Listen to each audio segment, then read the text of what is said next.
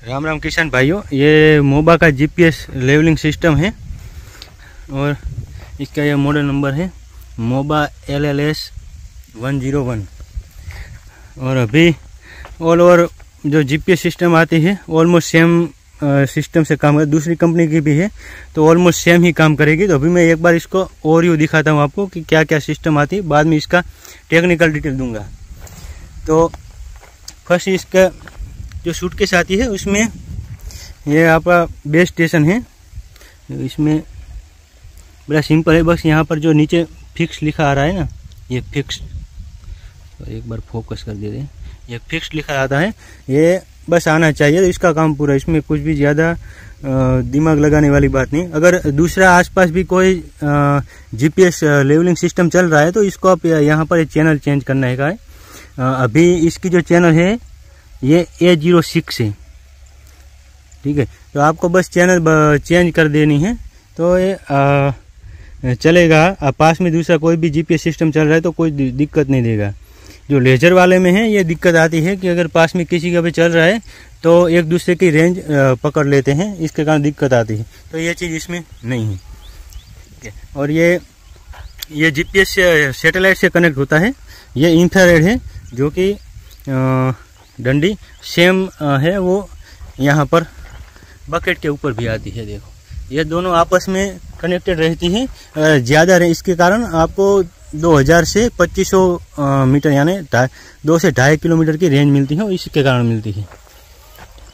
और बाकी जो बैटरी है वो आपको खुद से लानी पड़ेगी, क्योंकि जो मोबा वाले देते हैं वो 7 एम्पियर की बैटरी है, वो ज़्यादा एक दिन मुश्किल से चलती है। तो कम से कम आपको 12 से 16 एच की बैटरी चाहिए जो कि पूरा दिन और रात कम से कम चल सके। और हम ये 2 बैटरी रखते हैं अल्टरनेटर, और सोलर पैनल साथ में रखते हैं चार्ज कर सकें। भाई बकेट की बात करें तो बकेट जो बिल्ड क्वालिटी है वो काफ़ी बढ़िया है, स्ट्रॉन्ग है।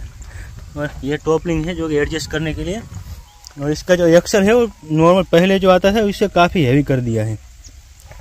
और 4 टायर दे दिए हैं और दोनों ही स्प्लिट एक्सल के साथ में है, जिससे कि आपको जो बम्प है वो कम आए। और जो बकेट में है ये सबसे सेंसिटिव चीज़ है, ये वाल्व का सेटिंग है प्रेशर का। जो ये सिलेंडर आता है हाइड्रोलिक जो कि बकेट को नीचे ऊपर करता है सिग्नल के हिसाब से।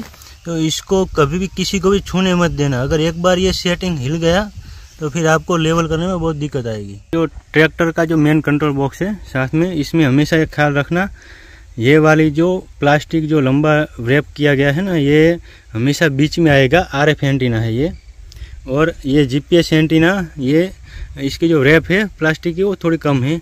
तो ये अल्टरनेट ना हो जाए, नहीं तो फिर आपको लगेगा ढूंढते रह जाओगे, दिक्कत नहीं मिलेगी कभी भी। तो ये हमेशा ख्याल रखना, इस तरीके से ही लगाना है। ये इसका मेन कंट्रोल बॉक्स है जो कि ट्रैक्टर पे लगता है।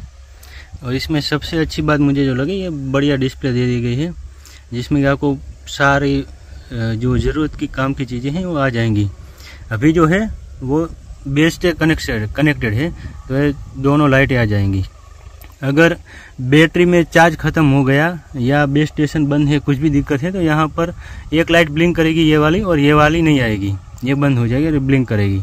और इधर जो है वो वार्निंग लिख के, जो मूव लिख के आ रहा है ना, यहाँ पर आएगा चेक RF एंटीना या बेस स्टेशन डिस्कनेक्टर या कुछ भी मैसेज लिख के आएगा, क्योंकि दिखाएगा कि वो या तो बैटरी ख़त्म हो गई या पर यहाँ पर कुछ भी दिक्कत है या गिर गया है, कुछ भी वो दिखा देगा यहाँ पर। और यहाँ पर अभी मैन्युअल लिख के आ रहा है और कितने बजे हैं टाइम दिखा रहा है। और नीचे जो है आप ढलान करनी है तो ये X और Y दोनों दिए गए हैं। और ये मास्ट है जो कि आप एक बार लेवल सेट करने के बाद आपको उसको 10 mm बढ़ाना है, 5 mm बढ़ाना है, और mm में दिखाएगा। जैसे कि अभी जो मैंने लेवल सेट किया उससे मुझे बढ़ाना है तो मैं जैसे बटन दबाऊंगा 1-1 mm से बढ़ता चला जाएगा। सेम कम करना है तो यहाँ से कम करेंगे। ये फिक्स जो लेवल है जो लेज़र में बिल्कुल यहाँ पर ऐसे डंडी घुमाने की आती थी, वो यहाँ पर ये बटन के रूप में दे दिया गया है। और ये X और Y को सेट करने के लिए है। ये Y का है, ये X का है, जो कि ढलान का, जो कि नॉर्मली कुछ काम का नहीं है, इतना ढलान नॉर्मली आपको करनी नहीं होती, ठीक है। और ये जो बटन है वो ऑटोमेटिक काम करने और मैनुअल में स्विच करने का। अभी मैनुअल है, अभी में एक बटन दबाएंगे, यहाँ पर लाइट आ जाएगी और ये ऑटो हो जाएगा। और इसमें इस तरीके से लेवल लिख के आएगा, यानी कि वो लेवल पे आ गया है। और ऊपर कितने घंटे चला है अभी तक वो साथ में दिखाएगा। और ये दोनों सेटिंग के हैं, इसको आपको छेड़ना नहीं है। और जो ये है वो अगर बकेट आपका ज़्यादा बिल्कुल मिट्टी से भर जाए तो आपको ये उठा सकते हैं ऐसे। ये तो बकेट अपने आप ऊपर, और जैसे छोड़ देंगे अपने आप वो लेवल पे आ जाएगा। और ये स्विच है इसकी ऑन ऑफ की। आप ट्रैक्टर से इसको छोड़ते हैं दूसरे काम के लिए और इसको रख देना है घर पे, तो हमेशा ये जो पिन है साथ में दी गई है, ठीक है, इस पिन को निकाल के यहाँ पर आगे सेम ऐसा होल आता है, तो उस होल में लगा के उसको बिल्कुल होल से ये सट जाना चाहिए। अगर ये ऊपर रह गया और आपने इसको छोड़ दिया तो ये जो इसकी हाइड्रोलिक की जो नलियाँ हैं ये आपके ट्रैक्टर में जुड़ेंगी नहीं। अगर जुड़ जाएंगी तो फिर वापस लगेगी नहीं। तो ये हमेशा ख्याल रखना कि उसको वो ऊपर वॉल आता है उसमें हमेशा लगा के ही छोड़ना है। तो इसके टेक्निकल चीज़ें की बात करें तो इसकी एक्यूरेसी वो लेज़र से काफ़ी अच्छी रहती है। लेज़र की अगर रेंज ज़्यादा हो जाएगी, खेत बड़ा होगा, तो वो जितना डिस्टेंस पे जाएगा उतना उसका एक्यूरेसी ख़राब होता जाएगा। तो 120 mm तक की इसमें वेरी हो सकती है। जो जीपीएस है वो कितना भी दूर जाएगा, 2000 जो इसकी रेंज है वहाँ तक भी जाएगा, तब भी उसकी एक्यूरेसी 5 mm से कम नहीं होगी, क्योंकि इंफ्रारेड से कनेक्टेड होता है। और जो दूसरा है इसका जो मिट्टी है उसको खेत को चेक करने के लिए कितना ऊपर है नीचे, उसमें आप दोनों सिस्टम से चेक कर सकते। जो सिंपल जो लेज़र आता था उसमें जिस तरह से आप चेक करते थे सेम इससे भी सेम कर सकते हैं। और दूसरा भी तरीका है जो कि मैं अलग से वीडियो बना के आपको दिखाऊंगा। दूसरा जो इसका एडवांटेज है कि अगर हवा तेज चल रही है तब भी लेज़र में दिक्कत आती है। अगर धूल मिट्टी जैसा बिल्कुल एनवायरनमेंट ख़राब हो गया है तब भी लेज़र में आपको दिक्कत आएगी। लेज़र के लिए हवा आपको साफ़ चाहिए और ज़्यादा तेज़ हवा नहीं बहनी चाहिए, न भी लेज़र में एक्यूरेसी ख़राब होती है। तो ऐसी इसमें कुछ भी समस्या आपको आएगी नहीं। दूसरा कि लेज़र का है जो आपको करीबन 1 फुट तक की रेंज देता है। 1 फुट तक ऊपर जा सकता है, उतना नीचे उसमें ही घूमेगा। उससे ज़्यादा अगर 1 फुट से भी ज़्यादा खेत का डिफरेंस है तो वो आउट ऑफ रेंज हो जाएगा, वो रेंज नहीं पकड़ पाएगा। इसका कारण क्या है कि किसान को ज़्यादा टाइम लगता है लेवल करने के लिए, तो उसको खर्चा भी ज़्यादा आएगा। तो ये इसमें ऐसा कुछ भी नहीं, इसमें 2-3 फुट भी ऊपर नीचे है तब भी ये रेंज छोड़ेगा नहीं कितना भी हो। तो ये आप इसमें इसका एडवांटेज लेके जल्दी से खेत को लेवल कर सकते, थोड़ा टाइम में बचत होती है। दूसरा जो है इसका जो कंट्रोल बॉक्स है जो कि मैंने आपको दिखाया ट्रैक्टर, वो बहुत बढ़िया है। उसके कारण आपको काफ़ी इजी होता है। जो एक तो आपको मास्ट को घुमाने के लिए कुछ डंडी नहीं, सीधा आप सारा काम बटन से कर सकते हैं। और अगर मैं इसको रिव्यू की बात करूं तो मैंने ये 800 घंटे चला चुका हूं। पिछले साल 500 घंटे चलाया था, अभी 300 घंटे चलाया है और कुछ भी दिक्कत नहीं आई है अभी तक। सॉफ्टवेयर बिल्कुल बढ़िया है, मोबा है, जर्मनी की कंपनी है, तो सॉफ्टवेयर में कुछ भी दिक्कत नहीं है। और लेवलिंग में इसकी काफ़ी बड़ी हिस्ट्री रही है, तो सॉफ्टवेयर में या उसका कुछ इंस्ट्रूमेंट्स में कहीं भी अभी आपको दिक्कत नहीं आएगी।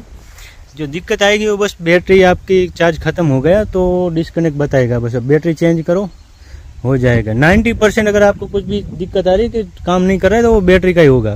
पहले आप बैटरी चेंज करना तो सारी दिक्कतें ख़त्म हो जाएगी।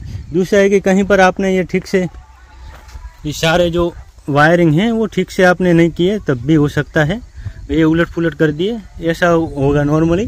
बाकी जो सिस्टम में है कहीं पे भी दिक्कत नहीं है, वेल टेस्टेड है, तो इस पे आप बिल्कुल भरोसा कर सकते हैं। और ये मैंने पिछले साल 3,90,000 में लिया था, अभी 4 लाख इसकी कीमत हो गई है। और अलग अलग एरिया पे थोड़ी बहुत ट्रांसपोर्ट के हिसाब से कीमत थोड़ी बहुत अलग अलग रहती है। ये लेज़र के हिसाब से करीब 50 से 60 हज़ार महंगा है, लेकिन उसमें जो आपको क्वालिटी और जो फैसिलिटी देता है वो बहुत बढ़िया है। मेरे ख्याल से आपको लेज़र की जगह जीपीएस ही लेना चाहिए, इसके एडवांटेज बहुत ज़्यादा हैं और बिल्कुल चिंता करने की ज़रूरत नहीं है। ये बिल्कुल सही चलता है, कोई भी दिक्कत देता नहीं है। और इसमें बात करूँ कि इसमें आपको ट्रैक्टर अगर इस पे जोड़ना है तो कौन सा लेना चाहिए जो सबसे बढ़िया रहेगा। तो अगर आपके एरिया में अगर कंपटीशन है ज़्यादा कि दूसरे भी काफ़ी लेवलिंग सिस्टम ज़्यादा है तो आपको 4 व्हील ट्रैक्टर लेना ही चाहिए। और 50 का रहेगा तो सबसे बढ़िया रहेगा। कोई भी कंपनी का हो, 50 का हो, मिनिमम 4 व्हील हो तो आपको काम ज़्यादा मिलेगा। अभी जो मेरे पास है ये ड्यूसफार का एग्रोलक्स 50 है, 50 HP 2200 RPM पर 200 Nm का टॉर्क निकलता है, जो कि एक नेचुरल एस्पिरेटेड इंजन के लिए बहुत ज़्यादा है। और ये हम डायरेक्ट सेकंड गियर में ही चलाते हैं, हाई के सेकंड में, और बढ़िया चलता है, कोई भी दिक्कत नहीं देता। और इसकी जो माइलेज है वो खेत के हिसाब से, कभी कोई खेत में 4 लीटर भी घंटे का लेता है, कोई खेत में 3 भी लेता है, तो 3 से 4 में वेरी करता है। इसका जो बेस स्टेशन है आप कहीं पे भी लगा सकते हैं, बिल्कुल खेत के बीच में लगाने ऐसी कुछ ज़रूरत है नहीं। बस ये ख्याल रखना है कि इसका बेस स्टेशन और ये बकेट है, इसके बीच में कुछ भी नहीं आना चाहिए। अगर बीच में कुछ भी ऑब्जेक्ट आ गया तो ये रेंज छोड़ देगा बस। बाकी आप कहीं पे भी लगाओ, कोई दिक्कत नहीं है। जो लेजर वाला होता है उसमें आपको खेत के बीच में लगाना पड़ता है, क्योंकि अगर कहीं पे दूर लगा दिया या साइड के कोने में लगा दिया और वो कोना ज़्यादा ऊंचा या ज़्यादा नीचा रहेगा तो आपको आउट ऑफ रेंज जाने की समस्या आएगी।